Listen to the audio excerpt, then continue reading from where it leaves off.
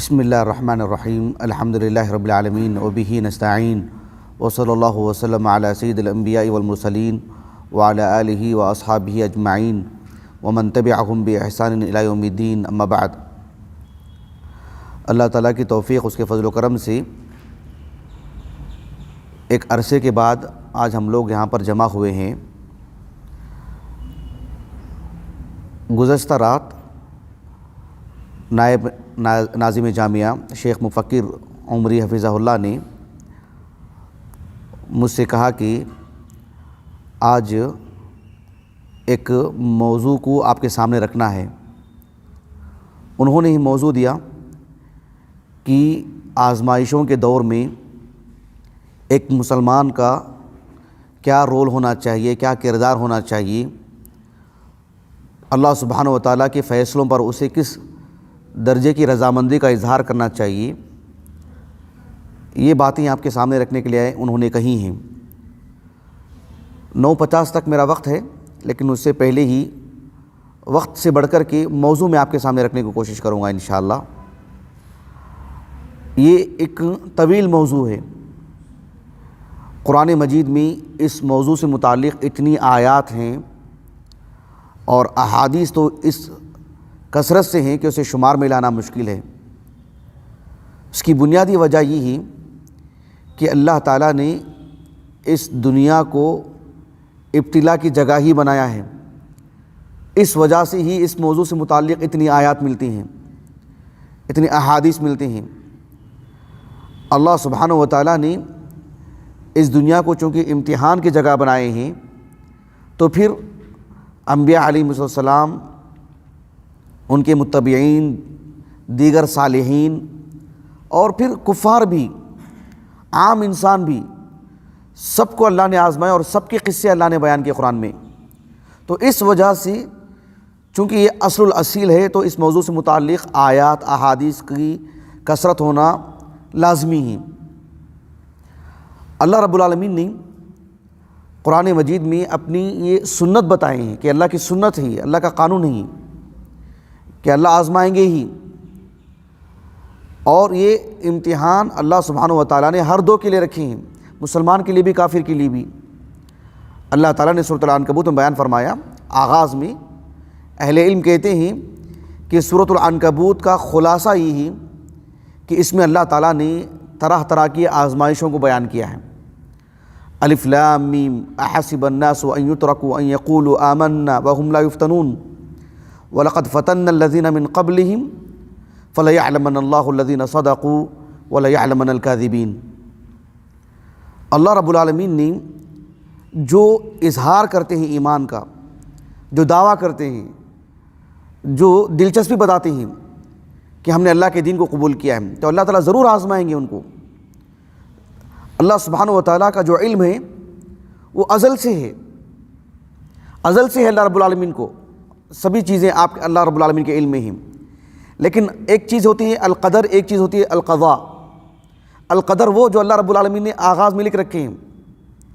سب چیزیں طے شدہ ہیں، لیکن جب وہ چیز وجود میں آتی ہے تو پھر علم میں تجدد ہوتا ہے، علم میں تجدد ہوتا ہے۔ جیسے ہم سال کا شیڈول بناتے ہیں، یہ ایک طرح سے ہماری معلومات میں ہوگا نہیں معلوم، ہماری معلومات میں ہوگا ہے کہ کون سا کام کس دن ہونے والا ہے، لیکن وہ دن ہماری زندگی میں آتا ہے تو گویا کہ ایک تجدد اس علم اس چیز سے متعلق۔ اللہ رب العالمین کا علم ازلی ہے، ازل سے ہے، سب چیزیں اللہ کے علم میں ہیں، لیکن جب چیز وہ وجود میں آتی ہے تو یہی مقصود ہے کہ فَلَيَعْلَمَنَّ اللَّهُ الَّذِينَ صَدَقُوا وَلَيَعْلَمَنَّ الْكَاذِبِينَ۔ سورۃ محمد آپ دیکھو، اس کو سورۃ القتال بھی کہتے ہیں، اس میں اللہ رب العالمین نے مومن اور منافق میں جو خط امتیاز ہے اس کو کئی پہلوؤں سے اللہ نے بیان کیا۔ اللہ تعالیٰ نے کہا آخر میں وَلَنَبْلُوَنَّكُمْ حَتَّى نَعْلَمَ الْمُجَاهِدِينَ مِنْكُمْ وَالصَّابِرِينَ وَنَبْلُوَ أَخْبَارَكُمْ۔ دونوں چیزیں، وَنَبْلُوَ أَخْبَارَكُمْ ایک الگ چیز ہے، اور ایک انسان کا جو دعویٰ ہوتا ہے اس میں اس کو پرکھنا ایک الگ چیز ہو جاتی ہے۔ اللہ سبحانہ و تعالیٰ نے یعنی گویا کہ اپنی سنت بیان کی ہے، کسی کو نہیں بخشیں گے اللہ رب العالمین، کسی کے لیے چھوٹ نہیں ہے۔ سورۃ آل عمران میں اللہ نے کیا فرمایا؟ ما كان الله ليذر المؤمنين على ما انتم عليه حتى يميز الخبيث من الطيب. جب تک اللہ یہ نہیں کریں گے اللہ سبحانہ و تعالیٰ اسے موت نہیں دیں گے. اللہ کی سنت ہے ہر انسان کے ساتھ جوڑ کے رکھے رب العالمین. اتنی بڑی چیز ہے یہ. اسی وجہ سے اللہ رب العالمین نے اہل اسلام کو جن چیزوں کی اللہ نے وصیت کی یعنی تاکیدی حکم دیا اس میں سے ایک یہ بھی کہ ایک دوسرے کو وصیت کریں, ایک دوسرے کو نصیحت کریں, ایک دوسرے کے لیے سہارا بنیں, ایک دوسرے کو حوصلہ دیں. اس لیے کہ ایک مومن کی صفت اللہ نے بتائی ہے کہ تکلیف تو آئے گی ہی لیکن آنے کے بعد وہ بے صبرا نہیں ہوگا, وہ احمقانہ کام نہیں کرے گا, وہ خودکشی نہیں کر لے گا, وہ اس آنے والی مصیبت سے بچنے کے لیے دھوکہ نہیں دے گا, جھوٹ نہیں بولے گا. وہ یہ معنی ہوتا ہے اس کا. اللہ تعالیٰ نے کہا سورۃ الحج میں الذین اذا ذکر اللہ وجلت قلوبہم والصابرین علی ما اصابہم. یہ بنیادی صفت ہے اہل ایمان کی, کیونکہ مصیبت تو سب کو پہنچتی ہے لیکن اللہ تعالیٰ کی تقدیر پر راضی رہنا, اسے خوشدلی سے لینا, اسے دیگر عبادتوں کی طرح اس عبادت کو بھی خوشدلی سے انجام دینا, یہ اہل ایمان کی صفت ہے. اللہ رب العالمین نے قرآن مجید میں انبیاء علیہم السلام کے جو قصے بیان کیے ہیں ان میں اللہ رب العالمین نے اولو العزم کا الگ سے قصہ بیان کیا. اولو العزم جو انبیاء ہیں اور ان کی زندگی کو بیان کر کے اللہ کے رسول صلی اللہ علیہ وسلم سے کہا سورۃ الاحقاف کے آخر میں فاصبر کما صبر اولو العزم من الرسل. آپ دیکھو سورۃ الاحقاف میں کسی نبی کا نام لے کر کے کوئی قصہ نہیں بیان کیا گیا ہے لیکن مجمل انداز میں متعدد انبیاء کے قصے بیان کیے گئے ہیں. ہود علیہ السلام کے قوم کا ذکر ہے, بنی اسرائیل کا ذکر ہے. بنی اسرائیل سے متعلق اگر بات کریں گے تو متعدد انبیاء کے نام آ جاتے ہیں لیکن اللہ سبحانہ و تعالیٰ نے آپ کو ان سارے انبیاء کے قصوں میں سے اولو العزم کو اللہ رب العالمین نے نمایاں کر کے بیان کیا کیونکہ یہ ایک بڑا کردار ہے. مطلب یہ ہوا کہ اس سے کسی کو بچنے والی بات نہیں ہے, اللہ رب العالمین نے سب کے لیے بات رکھی ہے. مجھے کہنے کا مقصد یہ ہے کہ قرآن مجید میں یعنی اس موضوع سے متعلق اتنی کثرت سے آیات ہیں جو اللہ کی سنت کو بتاتے ہیں کہ اللہ رب العالمین آزماتے ہیں, پرکھتے ہیں. یہ آپ کو تقریباً ہر صورت میں یہ بات مل جائے گی آپ کو, کہیں تفصیل سے, کہیں اجمالاً, لیکن یہ بات اللہ رب العالمین نے بیان فرمائے ہیں. سورۃ آل عمران دیکھو آپ اس صورت کو دیکھو, اس میں ادیان کا ذکر ہے, متعدد قوموں کا ذکر ہے, آسمانی جو مذاہب ہیں ان کا ذکر ہے, کئی نبیوں کے اللہ رب العالمین نے اس میں اجمالاً قصے بیان کیے ہیں بنی اسرائیل سے متعلق وغیرہ. اس میں اللہ کے رسول صلی اللہ علیہ وسلم کی زندگی کا جو بڑا حصہ مدینے کا ہے جس میں اول تا آخر غزوات ہی غزوات ہیں,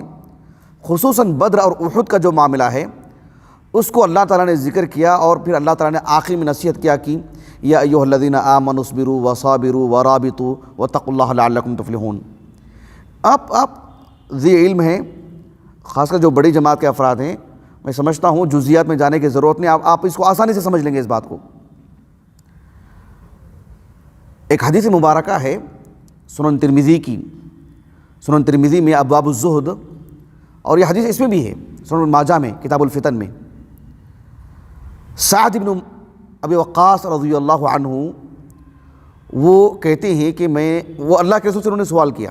حدیث سندن صحیح ہے, شیخ البانی رحمہ اللہ نے حسن صحیح کہا ہے. سعد بن ابی وقاص رضی اللہ عنہ کہتے ہیں کہ اللہ کے رسول سے انہوں نے پوچھا کہ ای الناس اشد بلاء, لوگوں کو آزمائشیں جو ہیں وہ تو جڑی ہوئی ہیں, امتحان تو ہوتا ہی ہے لوگوں کا, لیکن سب سے زیادہ کس کا؟ کیا کہا اللہ کے رسول نے صلی اللہ علیہ وسلم, کیا کہا اللہ کے رسول نے؟ کہا کہ الانبیاء یعنی اشد الناس بلاء کون؟ الانبیاء. پھر کون؟ کہا کہ ثم الامثل فالامثل. تو انبیاء علیہم السلام کو آزمایا جاتا ہے سب سے زیادہ, اور پھر جو ان کے نقش قدم پر چلیں گے, جو دعویٰ کریں گے یا جو مطلب یعنی انبیاء کے راستے پر چلیں گے, اللہ سبحانہ و تعالیٰ ان کو اس کے بقدر آزمائیں گے. بات صرف دعوت و تبلیغ کی نہیں، ہر پہلو سے، گھر کی چار دیواری کے اندر بھی آزمائیں گے اللہ رب العالمین، ان کے آل اولاد سے بھی آزمائیں گے، ان کے ماں باپ سے بھی آزمائیں گے، ان کے دوست احباب سے بھی، چلنے پھرنے کے راستوں میں بھی، بھوک پیاس سے بھی، تھکان سے بھی، سب میں بھی آزمائیں گے، میدان دعوت میں بھی آزمائیں گے، ہر پہلو سے۔ ویسے دیکھا جائے تو انبیاء کی کل زندگی دعوت و تبلیغی ہے، تو بات اتنی ہی نہیں ہے کہ صرف قوم کا سامنا کریں گے تو آزمائیں گے، ایسا نہیں، نجی زندگی میں بھی آزماتے ہیں، یہ مقصود ہے۔ الانبیاء ثم الامثل فالامثل، اللہ کے رسول نے کہا صلی اللہ علیہ وسلم کہ فیبتلی الرجل علی حسب دینہ، ہر انسان اس کے دین کے بقدر آزمایا جائے گا۔ اب اتنی بڑی تعداد بیٹھی ہوئی ہے،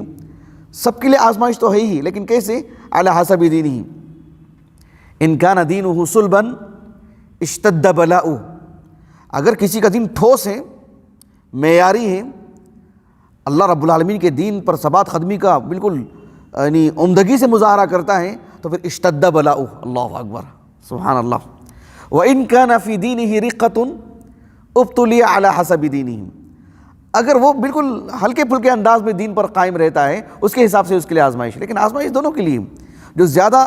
دکھاتا ہے اللہ کے دین پر قائم رہنے کا جو اظہار کرتا ہے، اس کے لیے آزمائش بھی اتنی ہی سخت۔ اور آپ کو پتہ ہونا چاہیے کہ آزمائش آتی ہے، انسان سمجھتا ہے کہ ایک مسلمان سمجھتا ہے کہ آزمائش ختم ہو گئی، دوسری شکل میں آتی ہے آزمائش، تیسری شکل میں آتی ہے۔ ایک واقعہ میں آپ کو بتاتا ہوں بالکل سرسری طور پر۔ کعب بن مالک رضی اللہ عنہ،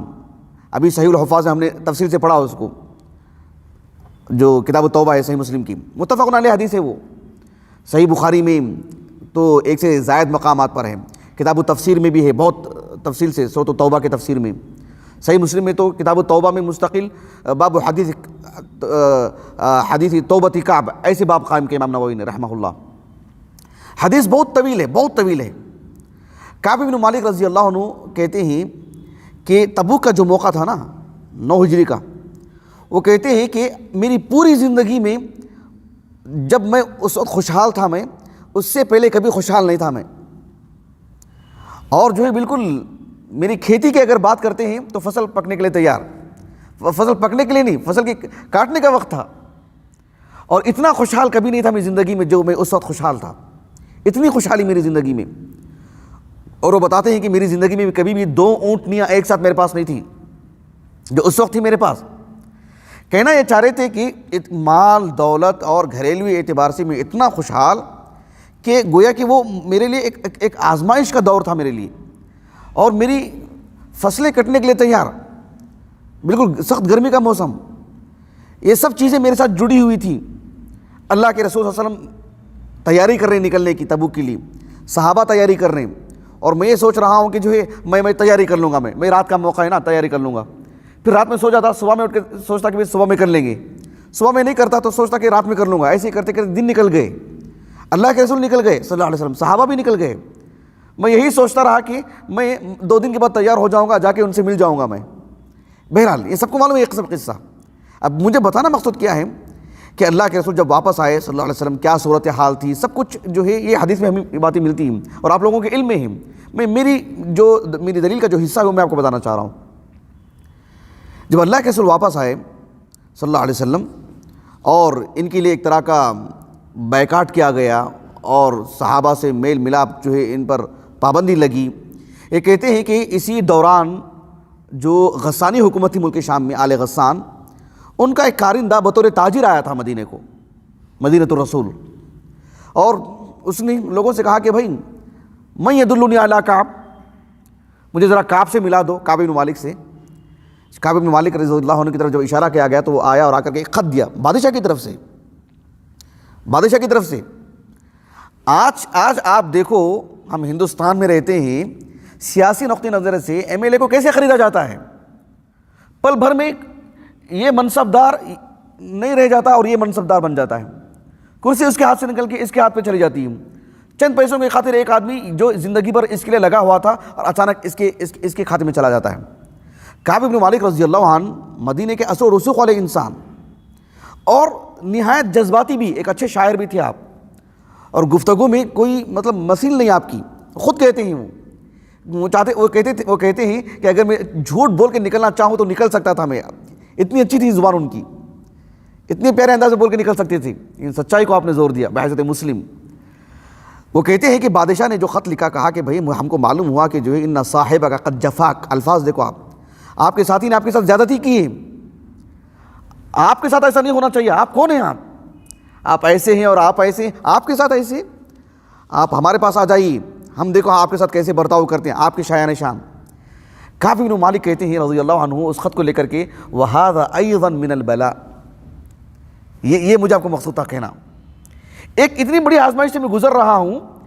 ایسے معلوم ہوتا ہے کہ چلو راستہ نکل رہا ہے، نہیں راستہ نہیں نکل رہا ہے، وہ وَهَذَا أَيْضًا مِنَ الْبَلَاءِ۔ ہماری زندگی میں بھی ایسی چیزیں آتی ہیں، ظاہر میں ایک راستہ کھلتا ہوا نظر آتا ہے، اور حقیقت میں کیا ہے، وہ خود ایک آزمائش ہوتی ہے، بچنا چاہیے اس میں، اللہ سے تعلق رکھنا چاہیے، یہ بڑی اہم چیز ہے۔ سبحان اللہ، زندگی میں ایسی چیزیں لگی ہوئی رہتی ہیں۔ ایک مسلمان کی زندگی میں جو آتی ہیں آزمائشیں، مولانا مفکر صاحب نے کل جو انہوں نے مجھے عنوان دیا تھا رات میں، مجھے ایسے معلوم ہوتا ہے کہ جو ابھی جن حالات سے ہم گزر کے آئے ہیں لاک ڈاؤن کے مرحلے سے، اس کو سامنے رکھ کر کے انہوں نے یقیناً یہ عنوان دیا ہوگا۔ آپ اس کو رکھ کر کے دیکھیے، پچھلی تقریباً ایک جو آدھا سال جو گزرا ہے ہماری زندگی کا، آپ اس میں دیکھو آپ کہ وفیات کی اگر بات کرتے ہیں تو کثرت کے ساتھ، اگر ہم مسلم گھرانوں کے اگر بات کرتے ہیں، بحیثیت انسان غیر مسلم بھی اس کے گھر میں کسی کی وفات ہوتی ہے تو کلیجہ منہ کو آ جاتا ہے، بالخصوص جب ایک انسان سمجھتا ہے کہ یہ میرا سہارا تھا، ایک باپ، ایک ماں، یا بوڑھے ماں باپ کے لیے ایک نوجوان، اس کی جو اولاد ہوتی ہے، جو ایک یقیناً جو ہے مطلب شاخ گزرنے والی بات ہے۔ آپ دیکھو ایک حدیث ملتی ہے ہم کو، ایک واقعہ ملتا ہے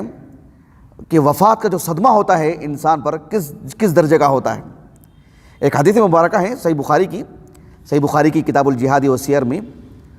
الربیع بنت النضر رضی اللہ عنہا، جو انس بن مالک رضی اللہ عنہ کی پھوپھی ہیں رشتے میں، ان کے شوہر کا نام تھا سراقہ،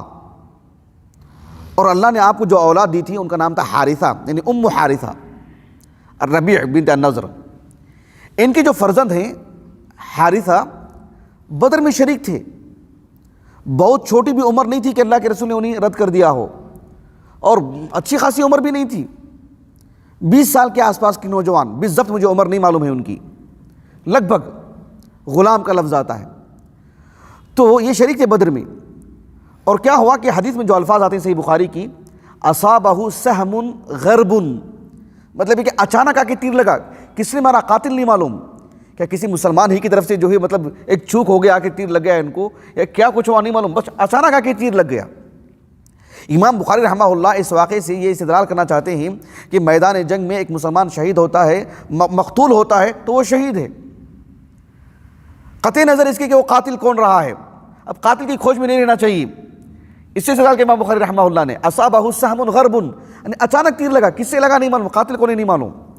اب اس سلسلے میں کیا نقطہ نظر ہوگا، اب وہ شہداء میں سے ہوں گے کہ نہیں ہوں گے، یہ معاملہ بات واضح ہوئی آپ کو۔ اچھا، حدیث میں بات کیا آتی ہے کہ یہ جو حارثہ جو شہید ہو گئے تھے، اس میں یہ اللہ کے رسول کے پاس آئے اور آ کر کے کہا کہ اے اللہ کے رسول، یہ جو میرے فرزند حارثہ، ان کا میرے نزدیک کیا مقام تھا، میں کتنا چاہتی تھی، بلکہ میرے بیٹے کے لیے میرا کیا معاملہ رہا ہے، آپ اچھی طرح جانتے ہیں، اس لیے کہ آپ علیہ السلام کا جو ددیال ہے، ددیال سے رشتہ ہے ان کا، انس بن مالک کی پورے گھرانے کا، بنو نجار کا۔ آپ علیہ السلام سے انہوں نے کہا کہ اے اللہ کے رسول، اگر حارثہ جنتی ہیں، ان یکن من اہل الجنہ ان یکن فی الجنہ اصبر و احتسب، اگر وہ جنتی ہیں، جنت میں چلے گئے ہیں، کیونکہ قاتل کو نہیں معلوم، یہ مقصود تھا ربیع بنت النضر کو، قاتل کو نہیں معلوم، اصابہ سہم غرب، اگر میرے فرزند جنت میں ہیں، یعنی کس نے بھی مارا ہو لیکن ان کا نتیجہ یہ ہے کہ وہ جنتی ہیں، اصبر و احتسب، میں صبر کروں گی میں۔ کتاب الجہاد کے جو الفاظ آتے ہیں، کہا کہ وَإِن يَكُنْ غَيْرَ ذَلِكَ، وَإِن يَكُنْ غَيْرَ ذَلِكَ، اگر وہ ایسا معاملہ ہے کہ وہ جنتی نہیں ہے، کیونکہ مارنے والا مان لیجیے کہ وہ دشمن نہیں رہا اللہ کے دین کا، دوسری طرف سے ہوا اس وجہ سے وہ شہداء میں سے نہیں ہوں گے، تو پھر آپ دیکھو اجتہدت علیہ فی البکا، خوب روؤں گی میں، نوحہ کروں گی میں۔ یہی حدیث کتاب المغازی میں بھی اس میں الفاظ آتے ہیں کہ ترا ما اصنع، تم دیکھو گے کہ میں کیا کیا کروں گی، دیکھو وہ دھمکی نہیں تھی، وہ ایک پیارا انداز تھا وہ اللہ کے رسول سے رشتہ ہونے کی وجہ سے۔ آپ علیہ السلام نے انہیں تسلی دی اور کہا کہ جو ہے آپ ان کے لیے جنت کی بات کرتے ہیں، آپ ان کے لیے جنت کی بات کرتے ہیں، اجنت ہی اجنت واحدۃ ہی، کہ جنت جو جنت ہے کیا ایک ہی جنت ہے؟ اللہ کے رسول نے کہا کہ جو ہے انہا جنان کثیرہ، وہ تو کئی جنتیں ہیں، ایک جنت نہیں، جنت نہیں ہے، ایک ہی جنت نہیں ہے، کئی جنتیں ہیں۔ وَإِنَّهُ فِي جَنَّةِ الْفِرْدَوْسِ، وہ تو جنت کے اعلیٰ معیار پر ہیں، جنت الفردوس میں ہیں۔ یہاں مقصود کیا ہے کہ ایک ماں جو اپنے بیٹے کو کھوئی ہے، یعنی کتنا صدمہ جب انہیں معلوم ہو گیا کہ ہاں وہ جو ہے جنتی ہیں، شہید ہوئے ہیں، ایک دشمن ہی نے انہیں مارا ہے، تو پھر جو ہے بہت خوش ہو گئی ہیں، اطمینان کا اظہار کی، وہ کہا کہ اصبروا واحتسب، کیا مطلب اب خوش ہیں وہ، یہ مطلب نہیں، اصبروا واحتسب، اصبروا کا کیا مطلب، میں اللہ رب العالمین کی تقدیر پر راضی ہوں، میں وہ احتسب، احتساب شمار کرنے کو کہتے ہیں، یعنی اس نیکی کو میں ذخیرہ آخرت کے طور پر شمار کروں گی کہ اللہ رب العالمین کے ہاں میرے لیے نیکی محفوظ ہے، ضائع نہیں ہوگی میرے لیے۔ تو ایک ماں جو اپنے بچے کو کھوتی ہے، وفیات کی اگر بات کریں تو اللہ تعالیٰ اسے سخت سے سخت آزماتے ہیں۔ ایسا نہیں کہ پہلے بوڑھے ماں باپ مر جائیں بعد میں نوجوان بچے مریں گے، ہم نے دیکھا کہ کتنی وفیات ہوئی ہیں۔ یہ اللہ رب العالمین کی طرف سے ہر انسان کے لیے آزمائش ہے، خصوصی طور پر ایک مسلمان کے لیے۔ کیوں؟ اس لیے کہ اللہ سبحانہ و تعالیٰ کی وہ تقدیر پر ایمان رکھتا ہے، ورنہ امتحان تو سب کے لیے ہے، آزمائش تو سب کے لیے ہے۔ ایک کافر اس فیصلے پر جو ہے نالا رہتا ہے، تنگدلی کا اظہار کرتا ہے، کل روز قیامت اس کے لیے جہنم میں جہاں کفر کی سزا ملے گی، وہیں پر اس جو اس نے غصے کا اظہار کیا تھا اللہ کی تقدیر پر، اس کی سزا الگ سے ملے گی اس کو۔ سبحان اللہ العظیم۔ جس طرح سے ایک مومن کو ایمان کی بنیاد پر، اصل ایمان کی بنیاد پر جزا ملے گی، انعام ملے گا، اس خصوصی طور پر جو اس نے احتساب کیا ہے اس کا الگ اجر ملے گا اللہ رب العالمین کے ہاں۔ ان دنوں میں معاشی اعتبار سے مسلمانوں کی جو سب کی پوری دنیا والوں کی، مسلمانوں کی اگر بات کرتے ہیں، اور جو چرچے ہو رہے ہیں عمومی طور پر کہ جو مطلب مدارس کے اساتذہ کی، مسجد کے ائمہ کی معاشی حالت بڑی خراب تھی، یہ اگر یہ بات میں سچائی ہے، واقعیت ہے، تو گویا کہ اللہ رب العالمین کی طرف سے گویا کہ آزمائش میں زیادتی ہے، اس لیے کہ جو اللہ کے قریب ہوتے ہیں، جن کا ایمان ٹھوس ہوتا ہے، اللہ رب العالمین انہیں زیادہ آزماتے ہیں، سخت انداز میں آزماتے ہیں۔ بھوک سے متعلق آزمائش کی اگر ہم عہد نبوی میں مثالیں دیکھیں گے، اتنی مثالیں ملتی ہیں سبحان اللہ العظیم۔ میں صرف ایک واقعہ آپ کو سناتا ہوں، ایک حادثہ آپ کو میں سناتا ہوں۔ خیبر کے موقع کو لے لیجیے آپ، خیبر کا معرکہ کتنے دن کا تھا آپ اندازہ رکھیے، اور کتنا سخت ترین وہ حالت تھی اس کا بھی آپ اندازہ کیجیے۔ ایسا بھی نہیں کہ مکہ فتح ہو چکا ہے اور جو ہے بہت ساری آسانیاں جو جمع ہو گئی ہیں، ایسا بھی نہیں، حدیبیہ کے بعد کا موقع ہے۔ آپ علیہ السلام خیبر کو ایک بڑی تعداد میں صحابہ کو لے کے جاتے ہیں، عرصہ تک جو ہے لڑائی ہوتی ہے، کافی دنوں تک رہ کے ایک قلعہ کر کے فتح ہوتا ہے۔ جب مکمل طور پر فاتح ہوتے ہیں عبداللہ بن ابی اوفا، بلکہ صرف ایک ہی صحابی نہیں، خیبر میں شریک جتنے صحابہ تھے تقریباً صحابہ سے ایک بڑی تعداد جو خیبر میں شریک تھے، ان سب سے یہ بات ملتی ہے ہم کو۔ یہ جو عبداللہ بن ابی اوفا کا جو میں نے ابھی ذکر کیا ہے، میں نے یہ حدیث متفق علیہ ہے، صحیح بخاری کی کتاب الجہاد والسیر میں، دیگر مقامات پر بھی، اور صحیح مسلم میں بھی جو ہے کتاب الجہاد والسیر میں، کتاب الصید میں یہ حدیث ہے، صحیح مسلم کی کتاب الصید میں والذبائح، کتاب الصید والذبائح میں عبداللہ بن ابی اوفا رضی اللہ عنہ کہتے ہیں کہ اصابتنا مجاعۃ لیالی خیبر، خیبر سے جب مکمل طور پر وہ جو ہے مطلب کیا کہتے ہیں فارغ ہو گئے، خیبر فتح ہو گیا، تو ان دنوں میں کہتے ہیں کہ جو ہے بھوک کی ایسی شدت تھی، اب مکمل طور پر فارغ ہو چکے ہیں، اب صرف معاملہ ہے لوٹنے کا۔ اب ذرا غور کیجیے آپ، ایک تو تھکے ہوئے ہیں، ایک معرکے سے فارغ ہوئے ہیں، خوب بھوک لگی ہوئی ہے، اور کھانے پینے کے لیے ان کے پاس کوئی چیز نہیں ہے، تو پالتو جو گدھے تھے وہ ہاتھ لگے، اس کو ذبح کیا انہوں نے، اس کو ہانڈیوں پر چڑھایا انہوں نے۔ کیا یہ چھوٹی بات ہے کیا؟ بتائیے، جو پالتو گدھے ہیں ان کو لینا، انہیں ذبح کرنا، پھر جو ہے لکڑیاں جمع کرنا، آگ سلگانا، اس میں جو ہنڈیاں ہوتی ہیں اسے دھونا صاف کرنا، پھر جو ہے گوشت کے ٹکڑے ہیں انہیں دھونا صاف کرنا، پھر اس میں ڈالنا پکانا، کتنی بڑی بات ہے۔ غلط القدور، یہ جو ہنڈیاں جو مطلب پکنے لگی اچھی طریقے سے، جب اچھی طرح معاملہ ہو گیا، بھئی وما کان ربک نسیا، اللہ کے علم سے تو کوئی چیز چوک نہیں ہوتی ہے نا، اللہ رب العالمین کے تو علم میں ساری چیزیں ہیں، اللہ تعالیٰ پہلے ہی خبر کر دیتے کہ یہ حرام ہے، ذبح کرنے سے پہلے، پکانے سے پہلے۔ اللہ کے رسول تو ایک انسان ہے، نبی ہیں، لیکن آپ پر وحی نازل ہوگی تبھی تو بتائیں گے نا آپ، لیکن اللہ کا معاملہ تو ایسا نہیں نا، وما کان ربک نسیا۔ لیکن اللہ تعالیٰ نے کیسے آزمائے دیکھو، یہ سب ہونے کے بعد جب دھیرے دھیرے خبریں ملنے لگی اللہ کے رسول کو کہ جو ہے مطلب یہ سب پک رہا ہے، اللہ کے رسول نے تب جا کر کے کہا کہ اکفئوا القدور، اکفا کے جو یہاں جو معنی آتے ہیں یعنی جو ہانڈیاں ہیں اس الٹ دینا، اس کو ایسا بھی نہیں ہے کہ جو پک رہا ہے چلو کم از کم اس کو تو کھا لو، اتنی محنت لگی ہے اس پر، یہ سب چیزیں ذرا تصور کر کے دیکھو آپ، یہ آسان بات نہیں ہے، یہ قصہ سنانا بہت آسان ہے، آپ ذرا تصور کر کے دیکھو آپ، سارے بھوکے لوگ شریک ہوئے ہیں اور جو ہے ذبح کیے اپنے ہاتھوں سے، پکا رہے ہیں، سب کچھ ہو رہا ہے، ایسے نہیں کہ کوئی الگ سے مزدور ہے جس نے ذبح کیا ہو، کوئی مزدور ہے جس کو پکا رہے ہیں، یہی لوگ، انہی لوگوں نے ذبح کیا ہے، انہی لوگوں نے کھال نکالی اس کی، انہی لوگوں نے ہنڈیاں چڑھائی ہیں، یہی لوگ پکا رہے ہیں، اور جب پک رہی تھی اچھی طرح سے تب جا کر کے اللہ کے رسول نے کہا کہ نہیں اس کو انڈیل دو، کہا کہ فلا تطعموا من الحمور شیئا، اس میں سے کچھ بھی نہیں کھانا آپ، یہ پالتو گدھے اس میں سے کچھ بھی نہیں کھانا آپ۔ صحابہ نے اجازت تک نہیں طلب کی، آپ اس حدیث کے میں اس حدیث کے جتنے طرق ہو سکتے ہیں حدیث کی کتابوں میں نے یہ بتانے کے لیے جو ہے ذمہ داری کے ساتھ دیکھ کے آ کے بتا رہا ہوں میں آپ کو، ایک بھی کہیں بھی اس کا ایک حرف بھی نہیں ملتا ہے کہ صحابہ نے سوال کیا ہو کہ اتنا تو رہنے دیں، جو پک رہا ہے وہ تو رہنے دیں، کسی ایک صحابی نے اشتہا کا اظہار نہیں کیا، اپنی خواہش کا اظہار نہیں کیا۔ سبحان اللہ العظیم، کیسے آزمائے اللہ رب العالمین نے، اندازہ لگائیے آپ، یہ کہتے ہوئے جھجک ہو رہی ہے، سبحان اللہ العظیم۔ یہ حدیث صحیح بخاری یا کسی بھی حدیث میں صحیح سند سے نہ ہوتی تو جھٹلا دیتے شاید ہم ان واقعات کو، لیکن اللہ سبحانہ و تعالیٰ نے صحابہ کو اتنا ٹھوس ایمان دیا اور اتنا ایسے آزمائے اللہ رب العالمین ان لوگوں کو۔ تو یہ آزمائش کی صورتیں الگ الگ ہوتی ہیں۔ اب میں آخری ایک بات بتا دوں آپ کو کہ ہم بحیثیت ایک داعی، ایک طالب علم، ایک عالم دین، ایک مدرس، ایک امام، ایک خطیب اور امت کے ایک قائد، اس تناظر میں اگر دیکھا جائے تو پھر دیگر لوگوں کے مقابلے میں ہمارا امتحان سب سے بڑھ جاتا ہے۔ میں آپ کو 2-3 باتیں بتاتا ہوں اس تناظر میں۔ آپ دیکھو اللہ کے رسول، یہ جو ابھی جس صحابی کا میں نے نام لیا، عبداللہ بن ابی اوفا، یہ حدیث متفق علیہ ہے، صحیح بخاری صحیح مسلم کی۔ عبداللہ بن ابی اوفا رضی اللہ عنہ کہتے ہیں اللہ کے رسول نے کہا، کتاب الجہاد کی حدیث ہے یہ، اللہ کے رسول نے کہا صلی اللہ علیہ وسلم، لا تمنوا لقاء العدو، یعنی دشمن سے سامنا کرنا، دشمن سے مدبھیڑ ہونا، کہا کہ اس کی تمنا مت رکھو۔ جذباتی لوگ ہوتے ہیں نہیں، ایسا ہونا چاہیے، ایسا میدان بننا چاہیے، آج بھی غزوہ بدر ہونی چاہیے، ایسی تمناؤں کی حوصلہ افزائی نہیں کی اسلام نے، کہا کہ لا تمنوا لقاء العدو وصلوا اللہ العافیہ، اسی لیے فوراً یہ دعا سکھائی گئی، اور کہا لیکن کسی دن سامنا ہو جائے، فَإِذَا لَقِيتُمُوهُمْ، کہا کہ فَاصْبِرُوا،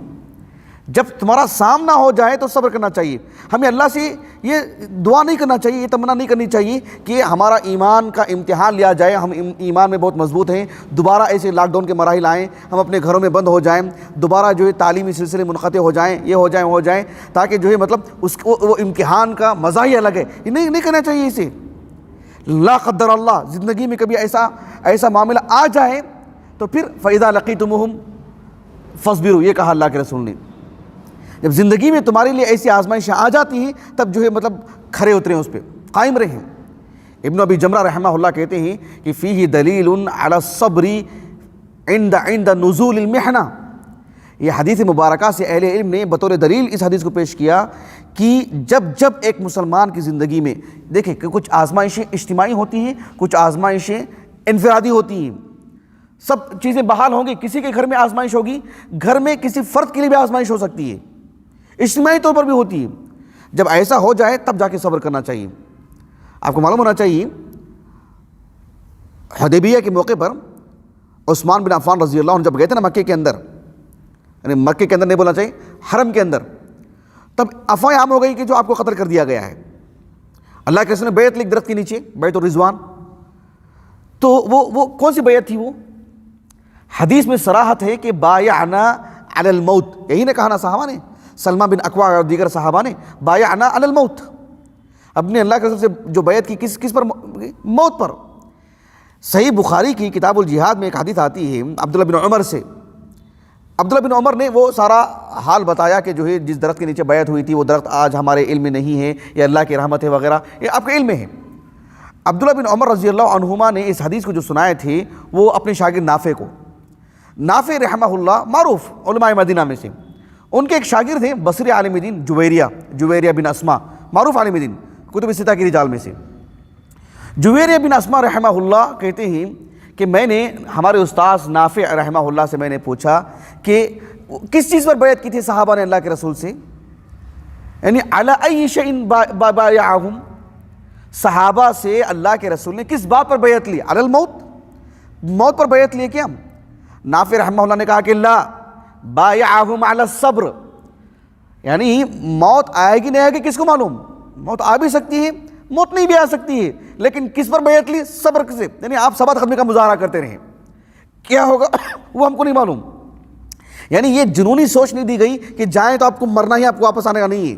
آپ جاتے ہیں نہیں جاتے ہیں، حالت یعنی آغاز سے لے کر اختتام تک آپ کا کام کیا ہے؟ آپ ثبات قدمی کا مظاہرہ کرتے رہیں. ایسا نہیں ہونا چاہیے کہ لاک ڈاؤن کا اتنا جو عظیم مرحلہ گزرا ہے اس میں اتنی سخت تکلیف آ گئی کہ ابھی مجھے 2 روپیوں کے لیے جھوٹ بولنا پڑا، میں نہیں بولتا تھا، مجھے جو ہے ایمان بیچنا پڑا ورنہ نہیں بیچتا تھا میں. ابھی تو جو ہے اس کی حفاظت کی بات تھی، ابھی تو جو اس کا پاس و لحاظ رکھنا چاہیے تھا، لیکن اس معاملے میں ایمان بیچنے کا پھر مسئلہ ہی کیا رہا؟ جب جیب میں پیسے جمع ہو جائیں گے تبھی سچ بولیں گے، تب حالات جب اچھے رہیں گے تبھی جو دیندار بنیں گے. اللہ سبحانہ و تعالیٰ نے یہاں آزمائیں، اول تا اختتام تک، آغاز سے اختتام تک ثبات قدمی کا مظاہرہ کرنا، اس پر بیعت لی اللہ کے رسول نے صلی اللہ علیہ وسلم. ہم ہندوستان میں ہی چند دنوں پہلے اللہ تعالیٰ اس معاملے کو دفنا ہی دے، ختم ہی کر دے اس معاملے کو،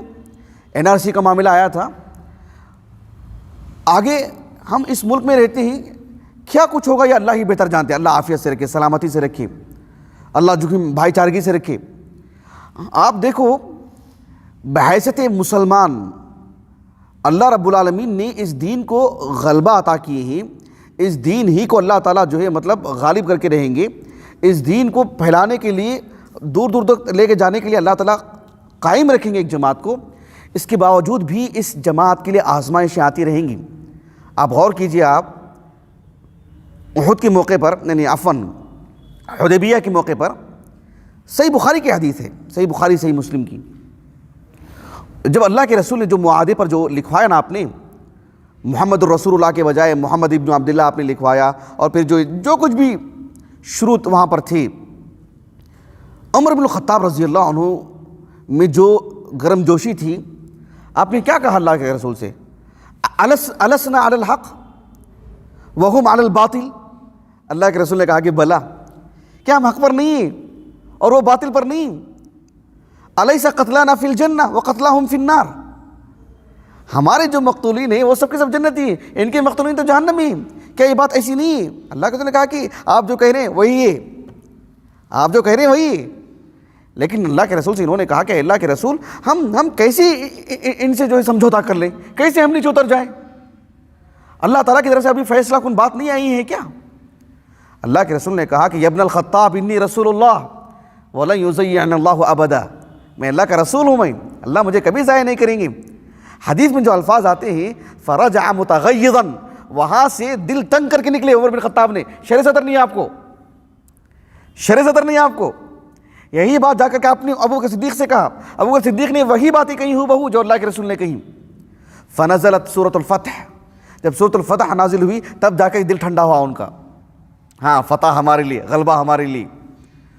تو یہ دیکھو اللہ کے رسول کی موجودگی میں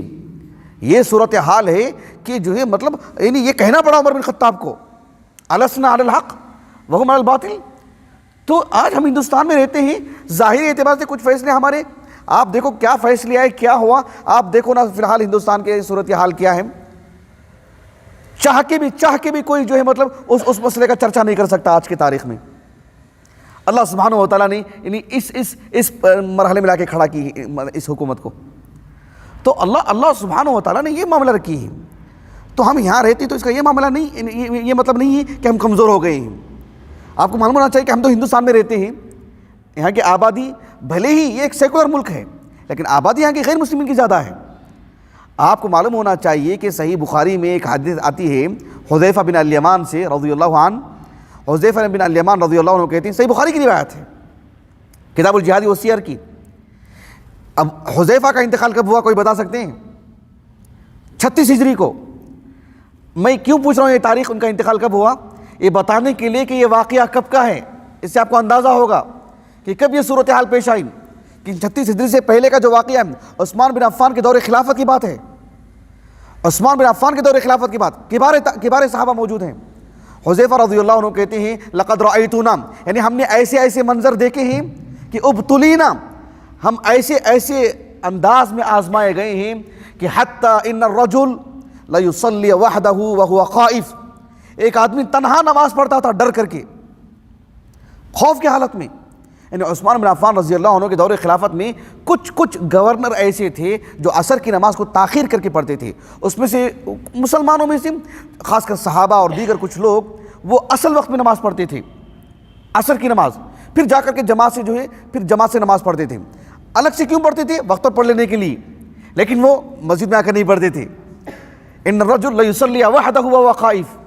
ڈر کر کے۔ یعنی عثمانی خلافت کی بھی بات کر رہا ہوں، عثمانی دور کی بھی بات کر رہا ہوں۔ جب ایک مسلمان کے لیے عثمانی دور میں ایک ایسی آزمائش کہ وہ نماز کو چھپ کر کے پڑھ رہا ہے ڈر کر کے وہ خائف، تو پھر آج کے دور میں اللہ اکبر، تصور کر رہے ہیں آپ اس بات کو؟ چلیے بالکل آخری بات یہ ہے کہ یہ آزمائشوں سے متعلق جو میں نے آپ کے سامنے باتیں رکھی ہیں یہ بھی حقیقت ہے۔ سنن ترمذی کی حدیث ہے، سنن ترمذی کی ابواب الزہد میں، اور سنن ابن ماجہ میں بھی ہے یہ کتاب الفتن میں۔ انس بن مالک اس کے راوی ہیں رضی اللہ عنہ، وہ کہتے ہیں کہ آپ صلی اللہ علیہ وسلم نے فرمایا کہ عظم الجزاء